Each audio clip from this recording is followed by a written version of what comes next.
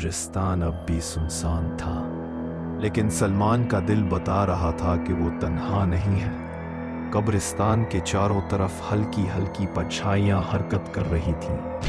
कभी दरख्तों की शाखें हिलती, कभी हवा का झोंका आता, और कभी यूं लगता जैसे किसी ने पीछे से आवाज दी हो। सलमान की नजरें इस डिबिया पर जमी हुई थीं, जो पुरानी कब्र के पास रखी थी।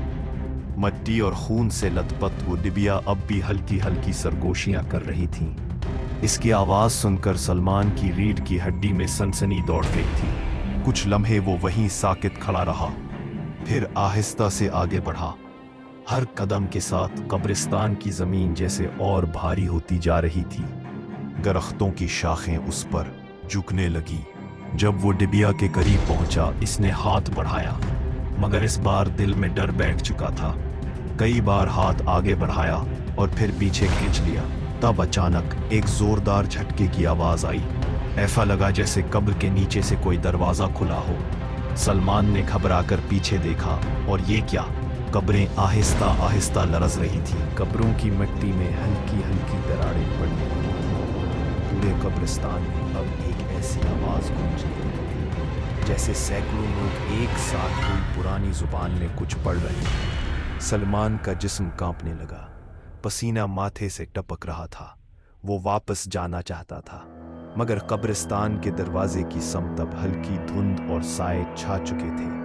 अब सलमान के पास सिर्फ दो रास्ते थे कुछ, या तो कब्रिस्तान में मजीद अंदर की तरफ जाए, या वो डिबिया खोल कर देखे कि उसमें आखिर क्या है। सलमान ने कांपते हाथों से डिबिया उठाई। जैसे ही उसने हाथ लगाया, उसके जिस्म में झटका सा लगा। डिबिया ठंडी थी, मगर हाथ लगाते ही पूरे बदन में सनसनाहट फैल गई। डिबिया के ऊपर एक अजीब सा निशान बना हुआ था, ऐसा निशान जो सलमान ने कभी जिंदगी में नहीं देखा था। किसी पुरानी तहरीर जैसा, जिसके गिर्द खून के धब्बे खुश्क हो चुके थे। डिबिया को उठाते ही कब्रिस्तान में मौजूद तमाम परछाइयां अचानक रुक गईं। पूरा माहौल साकित हो गया। सलमान की सांस रुकने लगी। अब सिर्फ एक ही आवाज बाकी थी, डिबिया के अंदर से आती हुई सरगोशी, खोल दो। सलमान ने डिबिया को होले से खोला। जैसे ही ढक्कन हटा, डिबिया के अंदर एक पुराना जलता हुआ कागज था, और उस कागज पर खून से लिखा हुआ एक लफ्ज। ये देखकर सलमान के हाथ लरजने लगे। उसे समझ नहीं आ रहा था कि ये किसकी वापसी की बात हो रही है। तभी कब्र के पीछे से एक पोसीदा खस्ता हाल किताब गिरी, ऐसी किताब जो लगभग सदी पुरानी मालूम हो रही थी। सलमान ने डरते डरते उस किताब को खोला।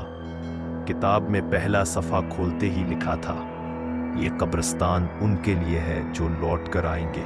सलमान की आंखों में खौफ उतरने लगा। अब वो समझने लगा था कि ये कोई आम कब्रिस्तान नहीं, ये उन लोगों की जगह है जो कभी उस दुनिया से गए ही नहीं। किताब के दूसरे सफ़े पर 4 नाम लिखे थे। उनमें सबसे पहला नाम सलमान बिन फारूक। ये देखकर उसका दिल धक से रह गया। उसका अपना नाम। हाथ से किताब गिर गई। अब कब्रिस्तान में हवा का एक जोरदार झोंका आया। दरख्त एक साथ झूलने लगे, कब्रें हिलने लगी, सरगोशियां तेज हो गईं। सलमान समझ गया, अब उसके पास वक्त कम है। लेकिन ये किताब यहाँ क्यों थी? उसका नाम पहले नंबर पर क्यों? और वो वापसी किसकी थी? ये सब जानने के लिए सलमान को कब्रिस्तान के अंदर सबसे पुरानी कब्र के पास जाना होगा, जहां बरसों पहले कुछ दफन किया गया था और जिसका खुलना उस दुनिया के लिए अच्छा नहीं था। मगर वो कब्र कहाँ है? क्या सलमान उस तक पहुंच पाएगा, या ये कहानी अब यहीं खत्म हो जाएगी? ये सब जानने के लिए इंतजार कीजिए भूत डायरीज की अगली किस्त का।